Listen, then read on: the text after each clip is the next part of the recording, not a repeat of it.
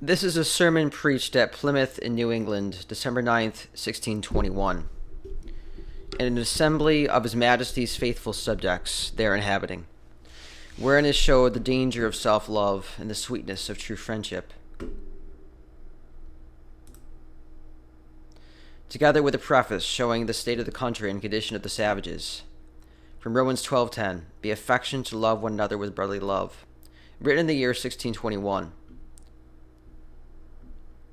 Printed in London by John Bellamy and are to be sold at a shop at the Two Greyhounds in Cornhill near the Royal Exchange, 1622. Stepping down to the sermon. A sermon preached at Plymouth in New England, 1 Corinthians 10:24. Let no man seek his own, but every man another's wealth. The occasion of these words of the Apostle Paul was because of the abuses which were in the church of Corinth, which abuses arose chiefly through swelling pride, self-love, and conceitedness. For although this church were planted by Paul, and watered by Apollo, and much increased by the Lord, yet the sower of tares is not wanting to stir up evil workers and fleshly-minded hypocrites, under a show of godliness, and with angel-like holiness and appearance to creep in amongst them to disturb their peace, try their soundness, and prove their constance. In this the apostle complains of very often, as first in their carnal divisions, chapter 1, then in their extolling their eloquent teachers and despising Paul, chapter 4, then in their offensive going to law before the heathen judges, chapter 6, then in eating things offered to idols to the destroying the tender consciences of their brethren, chapter 8, then in their insatiable love feasts in the time and place of their church meetings, the rich which could together feed to fullness, despising and contemning the poor, that did not to lay it on as they had, chapter 11. Finally, in both the epistles, he very often nippeth them for their pride and self-love, straightness and censoriousnesses, so that in the last chapter he willeth them again and again to prove, try, and examine themselves, to see whether Christ were in them or not. For howsoever many of them seemed, as thousands do at this day, to soar aloft and go with full sail to heaven, yet as men that row in boats set their paces earnestly one way, when yet their whole body goeth apace another way, so there are many which set a face upon religion, and have their mouths full of great swelling words, as if they would even blow upon the doors of heaven, despising all humble-minded and broken-hearted people, as weak, simple, sottish, etc. And yet notwithstanding, these blusterers, which seem to go so fast, and leave all others behind them, if like these gloating Corinthians, they carry affectedly their own glory with them, and seem thus to stand for the glory of God, what do they else but join flesh to spirit, serving not God for naught, but for wages, and so serving their bellies, whose end will be damnation, except a speedy and sound remedy be thought of, which remedy is even that which our Saviour teacheth the rich young gallant, and which Paul here prescribeth, in willing them not to seek their own, but even every man another's wealth, which physic is as terrible to carnal professors as abstinence from drink is to a man that hath the dropsy. And it is a sure note that a man is sick of this disease of self-love, if this be grievous to him, as appeareth in the man whom Christ bid sell that he had. And he went away very sorrowful, yet surely this vein must be pricked, and this humour let out it will spoil all, it will infect both soul and body, yea, in the contagion of it such as we shall see anyone anon, as will even hazard the welfare of that society where self-seekers and self-lovers are. As God then direct this apostle to lay down this brief direction as a remedy for that evil in Corinth, so you may think it is by God's special providence that I am now to speak unto you from this text, and say in your hearts, surely some thing is amiss this way, let us know it and amend it. The parts of this text are two.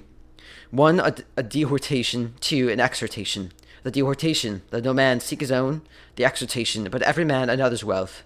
In handling of which I will first open the words. Secondly, gather the doctrine. Thirdly, illustrate the doctrine by scriptures, experience, and reasons. Fourthly, apply the same to every one his portion. The proper drift of the apostle here is not to tax the Corinthians for seeking their own evil ends and evil actions, but for aiming at themselves and their own benefits and actions lawful, and that appeareth in the former verse, where he saith, all things are lawful, etc., namely all such things as now we speak of, to eat any of God's creatures, offered to idols or not, to feast and be merry together, to show love and kindness to this or that person, etc. But when by such means we seek ourselves, and have not a charitable, loving, and reverent regard of others, that they are They are unexpedient, unprofitable, yea, unlawful, and must be forborne. And he that hath not learned to deny himself even the very use of lawful things, when it tendeth to the contempt, reproach, grief, offence, and shame of his other brethren and associates, hath learned nothing aright, but is apparently a man that seeks himself, and against whom the apostle here dealeth most appropriately. The manner of the speech may seem as counsel left at liberty, as Matthew 27:49, and in our ordinary speech we think they be but weak charges, which thus delivered, let a man do this, or let him do that. We must learn the apostle's modesty, and know that whatsoever the terms seem to imply, yet even this and other, the like in this epistle, are most absolute charges, as let a man esteem of us, as the ministers of Christ, that is, a man ought so to esteem of us. Let a man examine himself, that is, as if he essayed, a man must examine himself. Let your women keep silence in the churches, that is, they ought so to do. The meaning then summarily is, as if ye said, the bane of all these mischiefs which arise amongst you is, that men are to cleaning to themselves in their own matters, and disregard and condemn all others. And therefore I charge you, let this self-seeking be let off, and turn the stream another way, namely, seek the good of your brethren, please them, honour them, reverence them, for otherwise it will never go well amongst you. But doth not the apostle elsewhere say, that he which careth not for his own is worse than an infidel?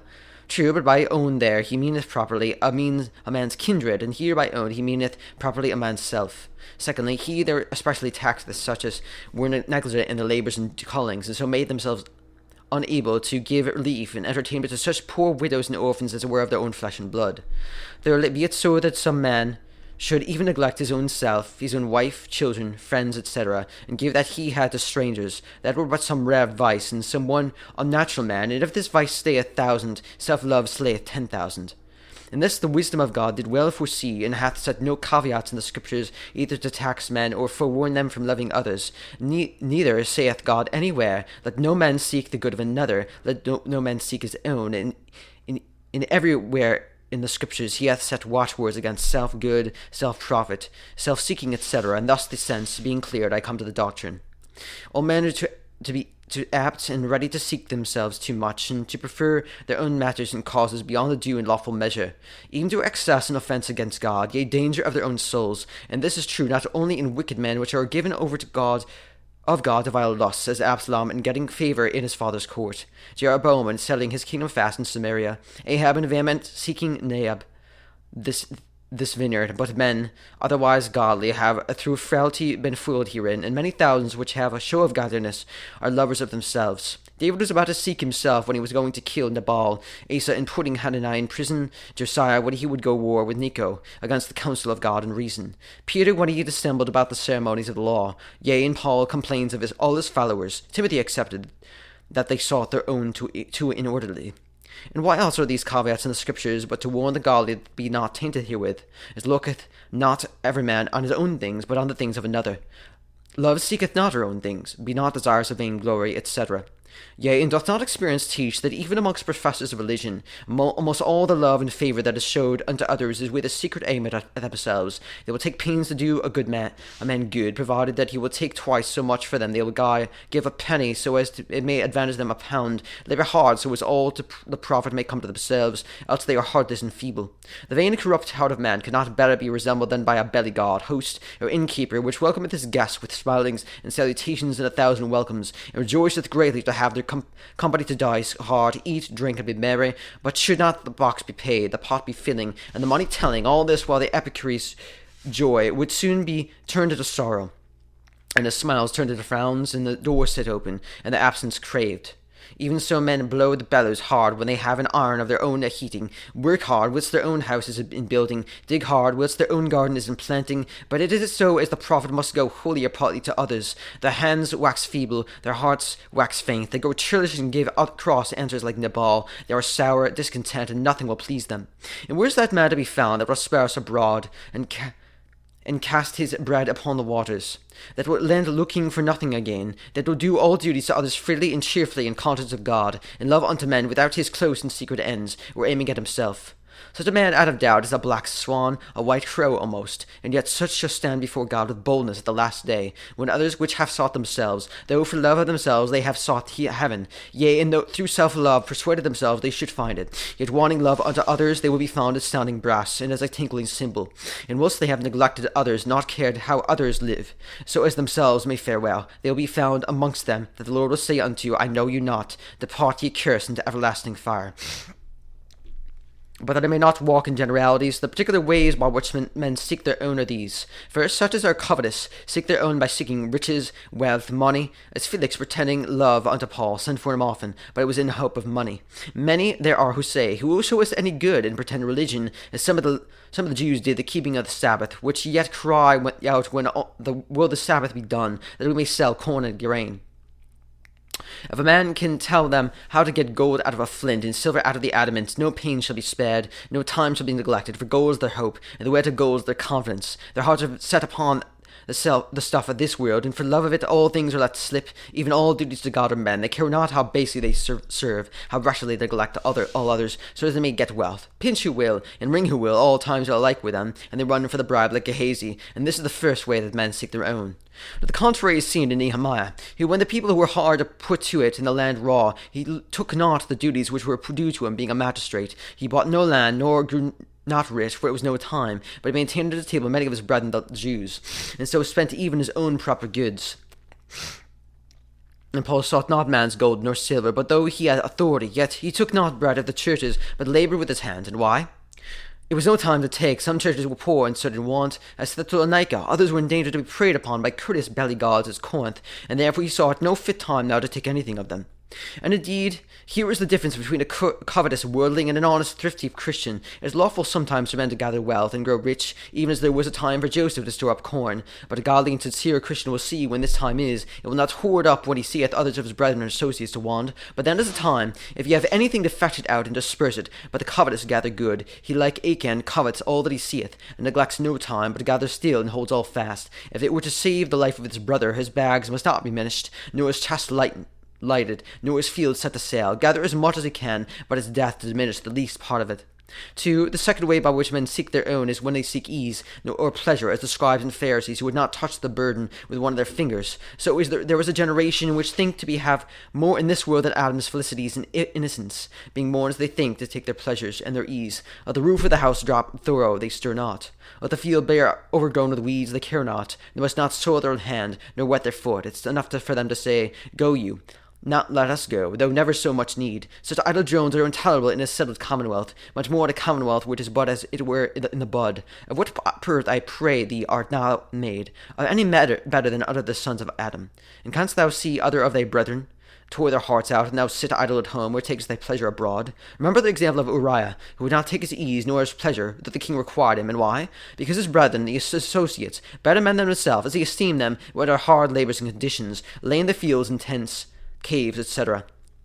3. The third way is when men seek their own bellies, as some did in the apostles' times, which went about with new doctrines and devices, knowing that the people had itching ears, and would easily entertain and willingly feed such novelists, which brought in dissensions, schisms, and contentions, and such rocks or pillars in the love feasts. As Jude speaketh, they were shadows in God's service, but when feasting came, then they were substances, then they were in their element. And certainly there were some men which shape even their religion, humane state, and all, even as the belly cheer is best, and that they must have, or else all heart and life is gone. Let all conscience care of others go. Let Lazarus starve at the gate. Let Joseph's affliction be increased. They must have their dishes, their dainties are no content. The contrary was seen in Nehemiah, who would not take his large portion allowed to the governor, because he knew it went short with others of his brethren. And Uriah would not receive the king's present and go a banquet with his wife, because he knew the whole host his brethren were fain to snap short in the fields. And the difference between the temperate good man and a belly god is this: a good man will not eat his morsels alone, especially if ye have better than another. But if by God's providence ye have gotten some meat which is better than ordinarily, and better than his other brethren's, he can have no rest in himself, except he make other particular with him. But a belly god will slap all in his own throat. Yea, though his neighbour come in and behold him eat, yet his griple gut shameth not to swallow all. And this may be done sometimes as well in mean fare as in greater dainties, for all countries afford not alike. And the fourth way by which men seek their own is by seeking for outward honour, fame, and respect with men, as King Saul, when he had lost all respect and favour with God, then thought to give content to his heart by being honoured before the elders of the people. It is wonderful to see how some men are desirous of vain glory, and how earnestly they seek praise, favour, and respect with men, and can have no quiet longer than their worldly favour lasteth, and that they will have that what dishonour soever cometh to God, or disgrace unto men, yea, they will disgrace, reproach, and disdain others, to gain honour and advancement to themselves. Yea, they will make bold with the Scriptures and word of God, to rust and ring, and slide it over there for their credit's sake. And let a man mark some men's talk, stories, discourses, etc. He shall see their whole drift is to extol and set out themselves, and get praise and commendations of men.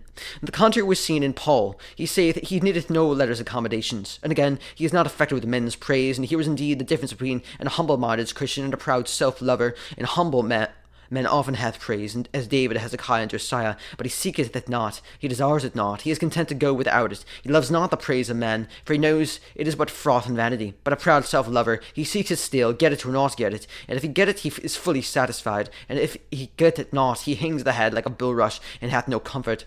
The fifth way by which men seek their own is by seeking to have their wills, as the wrongdoers in Corinth, who thought it not enough to do wrong and harm to their brethren, but to have their wills enough of them, drew them before the heathen magistrates. And truly some men are so prince-like, or rather people, that their very will and word has become a law, and if they have said it, it must be so, else there is no rest nor quietness to be had. Let never so many reasons be brought to the contrary, it's but fighting with the wind.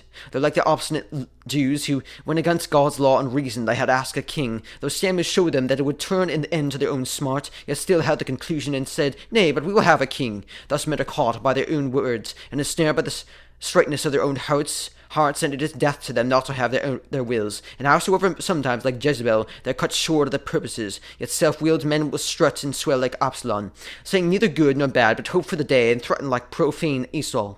Now the contrary is seen in David, though a prince, a captain, a warrior, who having said, yea, sworn that he would kill Nabal and all his family that day, yet upon reasonable counsel given, and that but by a weak woman, he changed his mind, altered his purpose, and returned without striking one stroke, an example rare and worthy imitation. And when men are sick of will, let them think of David. It was his grace and honour to go back from his word and practice when reason came. So was it Herod's disgrace and shame to hold his word and will against reason and conscience.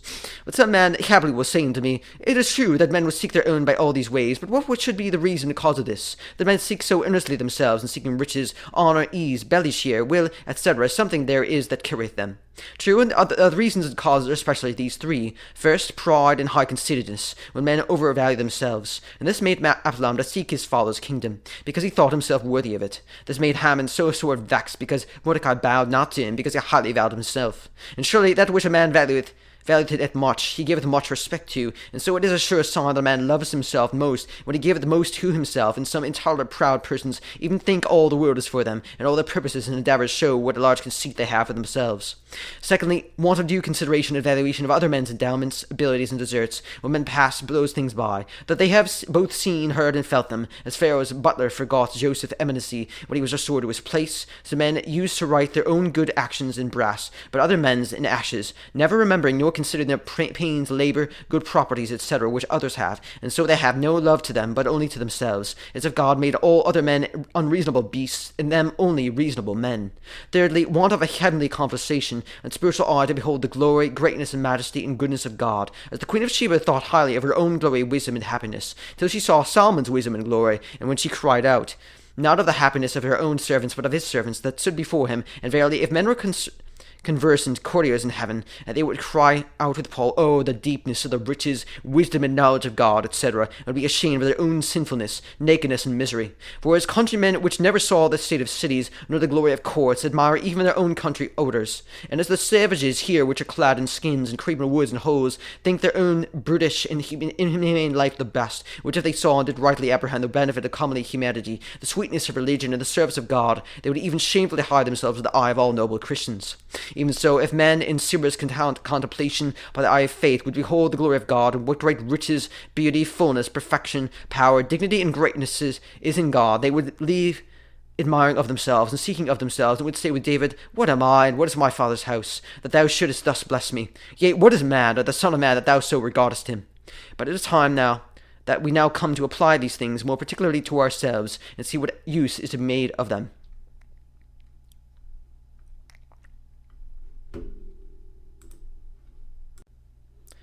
Is it so that God seeth Apronis in all the sons of Adam, to seek themselves too much, and hath given them warnings and watchwords thereof, as we have heard, and doth experience confirm it. Then hence are reproved a number of men, who think they can never show love enough to themselves, nor seek their own enough, but think all cost, charges, cherishing, praise, honour, etc. too little for them. And no man needeth say to them, as Peter did to Christ, favour thyself. But if they do a little for another man, they account it a great matter, though it be but a morsel of bread or a single penny. But no varieties of dainties is too good for them, no silk, purple, cloth, or stuff is too good to clothe them. The poor man's idleness and ill husbandry is oft thrown in his dish, but their own carnal delights and fleshly wantonness is never thought upon. And why? Because they think even God and man owes all to them, but they owe nothing to none. Why, thou foolish and besotted man, hath not the Holy Ghost read it in the face of every son of Adam, that he is too apt to seek his own, and art thou wiser than God, to think thou never seekest thine own enough? Or dreamest thou that thou art made of another and better metal than other men are? Surely I know no way to escape, having up corruption to thy father, and the worm to thy sister and brother. And if God had anywhere in all the scriptures said, love thyself, make much of thyself, provide for one, etc., there was some reason for thee to take up the niggard's proverbs, every man for himself, and God for us all. Charity beginneth at home, etc. But God never taught these things. No, they are Satan's positions. Doth God never ever commend a man for carnal love of himself? Nay, he brands it and disgraces it as self-love, taking thought for the flesh, loving a pleasure. It is a point of good natural policy for a man to care and provide for himself. Then the most fools have most natural policy. For see you not the greatest drones and novices, either in church or commonwealth, to be the greatest scratchers and scrapers and gatherers of riches? Are they not also for the most part best fed and clad? And live they not most easily? What shall I say? Even hogs, dogs, and brute beasts know their own ease, and can seek that which is good for themselves. And what doth the shifting, progging, and fat-feeding which some use more resemble anything than the fashion of hogs, and so let it be what natural policy it will? If God see this disease of self-love so dangerous in us, then it standeth us all in hand to suspect ourselves, and so to seek out the root of this disease, that it may be cured. If a learned physician shall see by our countenance and eye that we have some dangerous disease growing on us, our hearts will smite us, and we will bethink ourselves where the most grief lie, and how it should come, whether with cold, heat, surfeit, overflowing of blood, or thorough grief, melancholy, or any such way, and every man will bestir himself to get rid of it, and will prevent all ways that feed the disease, and cherish all courses that would destroy it. Now how much more ought we to bestir ourselves for this matter of self-love, since God himself hath cast all our waters, and felt all our pulses, and pronounced us all dangerously sick of this disease? Believe it, God cannot lie, nor be deceived. He that made the heart, doth not he know it? Let every man's heart smite him, let him fall to examination of himself, and see first whether he love not riches and worldly wealth too much, whether his heart be not too ickened at the coming of it in, and too heavy at the going out of it.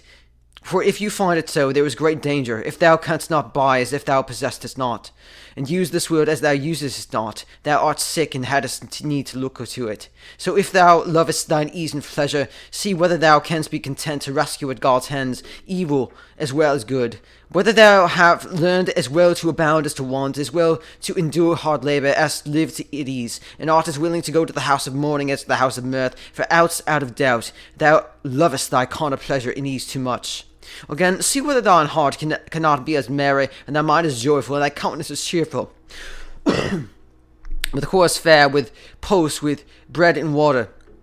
If God offer thee no better, no other times afford other, as if thou hadst great dainties. So also whether thou canst be content as well with the scorns of men when thou hast done well, as with their praises. So if thou canst with comfort and good conscience say, I pass little for man's judgment, whether thou canst do thy duty that God requireth, and despise the shame, referring thyself unto God. For if thou be disheartened, discouraged, and weakened in any duty because of men's praises, it is a sign thou lovest thyself too much. So for the will, if thou canst be content to give way, even from that which thou hast said shall be, they vow vowed shall be, when better reason cometh, and hast that reverence of other men, as that when it standeth but upon a matter of will, thou art as willing their wills shall stand as thine, and art not sad, churlish, or discontent, but cheerful in thine heart. Though thou wilt be crossed, it is a good sign, but if not, thou art sick of a self-will, and must purge it out. I the rather press these things, because I see many men both wise and religious, which yet are so tainted with this pestilent self-love, as that is in them even as a dead sly to the apothecary's ointment, spoiling the efficacy of all their graces, making their lives uncomfortable to themselves and unprofitable to others, being neither fit for church nor commonwealth, but have even their very souls in hazard thereby, and therefore who can say too much against it? It's reported that there are many men gone to that other plantation in Virginia, which, whilst they lived in England, seemed very religious, zealous, and conscionable, and have now lost even the sap of grace, and edge to all goodness, and are become mere worldlings. This testimony I believe to be partly true, and amongst many causes of it, this self-love is not the least. It is indeed a matter of some accommodations for a man to remove himself out of a thronged place into a wild wilderness, to take in hand so long a dangerous journey, to be an instrument to carry the gospel and humanity among the British heathen. But there may be many goodly shoes and glosses, and yet a pad in the straw. Men may make a great appearance of respect unto God, and yet but dissemble with him, having their own lusts carrying them. And out of doubt, men that have taken in hand hither to come, out of discontentment, regard their estates in England, and aiming at great matters here, affecting it to be gentlemen, landed men, or hoping for office, place, dignity, or fleshly liberty. Let the show be what it will, he substance it not, is not. And that bird of self-love which was hatched at home, if it be not looked to, will eat out for life of all grace and goodness. And though men have escaped the danger of the sea and that cruel mortality which swept away so many of our loving friends and brethren, yet except they purge out this self-love, a worse mischief is prepared for them. And who knoweth whether God in mercy have delivered those just men which here are departed from the evils to come, and from unreasonable men, in whom there neither was nor is any comfort but grief, sorrow, affliction, and misery, till they cast out this Spain of self-love. But I have dwelt too long upon this first part, and I come now to the second, which concerns an exhortation, as I showed you in the vision. But every man another's wealth. In direct opposition, he should say, let every man seek another's, but the first part being compared with the latter, and seek being taken out of the former and put to the latter, and wealth taken out or rather implied in the former, the whole sentence is thus resolved, that no man seek his own wealth, but let every man seek another's wealth. And the word here, translated wealth, is the same with that in Romans 13:4, and may not be taken only for riches, as Englishmen commonly understand it, but for all kind of benefits, favours, comforts, either for soul or body. And so here again, as before, you must understand an affirmative commandment, as the negative was before, and lest any should say, if I may not seek my own good, I may do nothing. Yea, saith Paul, I'll tell thee, thou shalt seek the good of another, whereas now all thy seeking helps but one, by this means thou shalt help many. And this is further enforced by these two circumstances. No man may seek his own, be he rich, learned, wise, etc., but every man must seek the good of another. The point of instruction is taken from the very letter and phrase.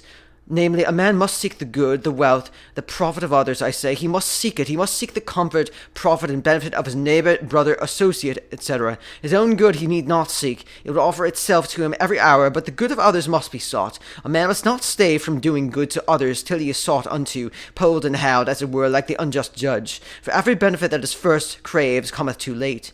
And thus the ancient patriarchs did practice, when the traveller and wayfaring man came by, they did not tarry till they came and asked relief and refreshing, but sat at the gates to watch for such, and looked in the streets to find them. Yea, set open their doors that they might freely and boldly enter in. And howsoever some may think this too large a practice, since now the world is so full of people, yet I see not but the more people there is, the larger charity ought to be.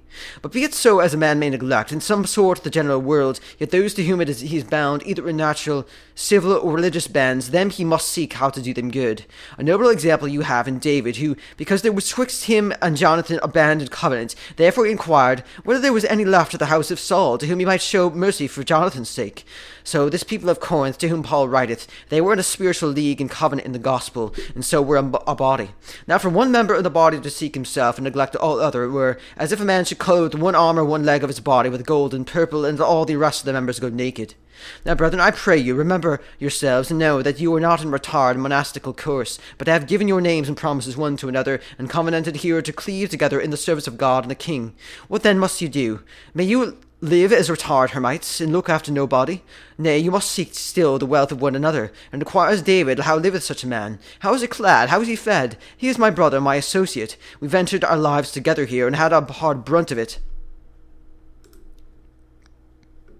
We are in league together. Is his labour harder than mine? Surely I will ease him. Hath he no bed to lie on? Why, I have two. I'll lend him one. Hath he no apparel? Why, I have 2 suits.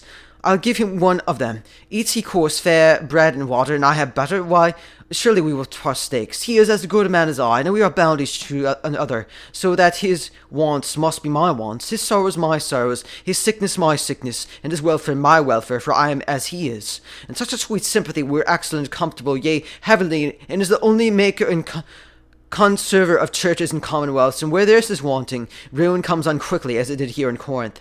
But besides these motives, there are other reasons to provoke us not only to do good one to another, but even to seek and search how to do it.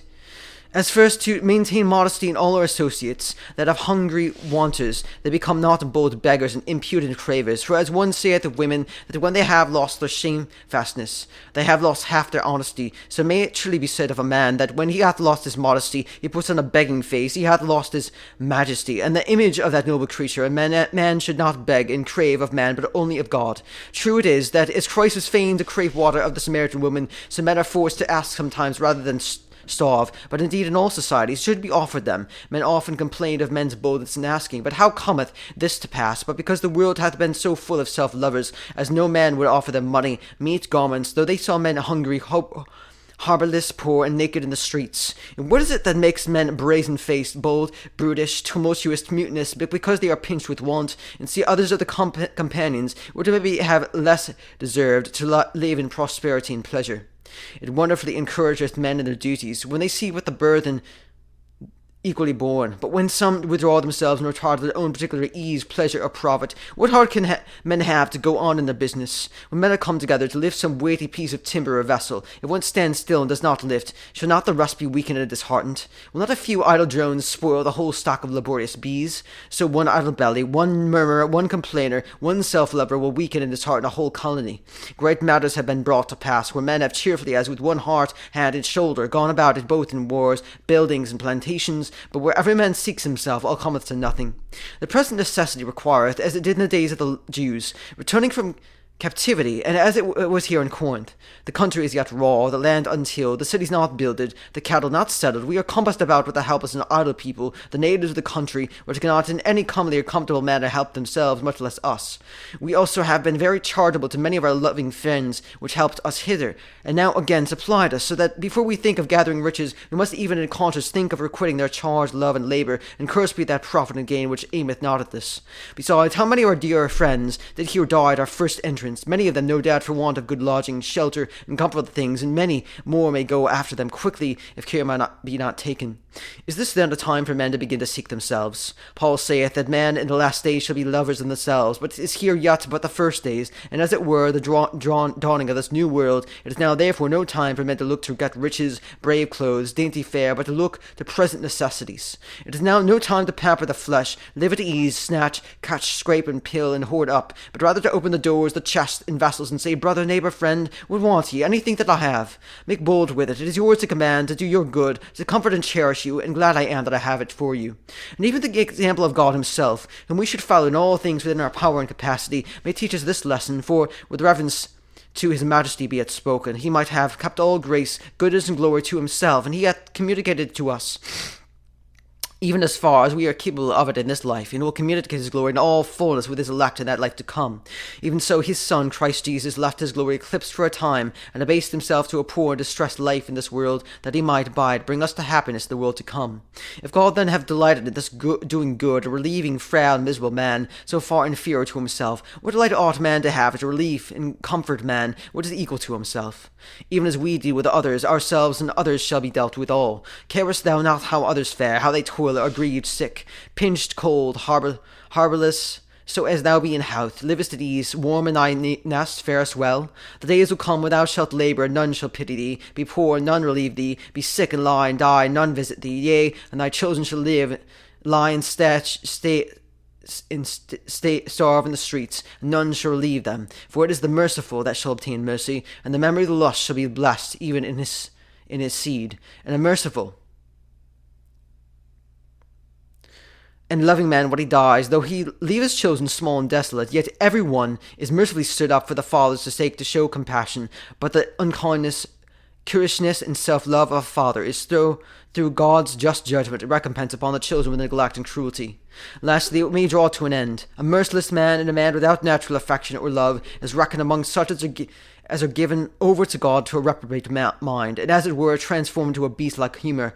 For what is a man if he be not sociable, kind, affable, free-hearted, liberal? He is a beast in the shape of a man, or rather an infernal spirit, walking amongst men, which makes the world a hell, that what in him lieth. For it is even a hell to live where there are many such men. Thus the scripture calleth Nabals, which signifieth fools, and cavemen, which have lost both the sap of grace and nature, and such merciless men are called goats, and shall be set at Christ's left hand at the last day. All therefore seek the wealth one of another. But some will say, it is true, and if it were well, if men would do so. But we see every man is so for himself, as that if I should not do so, I should do full ill. For if I have it not of my own, I may step short sometimes. For I see nobody showeth me any kindness, nor giveth me anything. If I have gold and silver, that goeth for payment, and if I want it, I may live in the street. Therefore I will best keep that I have, and not to be so liberal as you would have me, except I saw others would be so towards me. This objection seemeth but equal and reasonable, as is the answer of Nabal to David's men, but it is most foolish and carnal, as his also was. For if we should measure our courses by most men's practices, a man should never do any godly duty, for it do not the most, yea, almost all go the broad way that leadeth to death and damnation? Who then will follow a multitude? It is the word of God and the examples of the best men that we must follow. And what if others will do nothing for thee, but are unkind and unmerciful to thee? Knowest thou not that they which will be the children of God must be kind to the unkind, loving to their enemies, and bless those that curse them? If all men were kind to thee, it were but publicans' righteousness to be kind to them. If all men be evil, wilt thou be so too? When David cried out, Help, Lord, for not a godly man is left, did he himself turn ungodly also? Nay, he was rather the more strict. So, if love and charity be departed out of this world, be thou one of them that shall first bring it in again.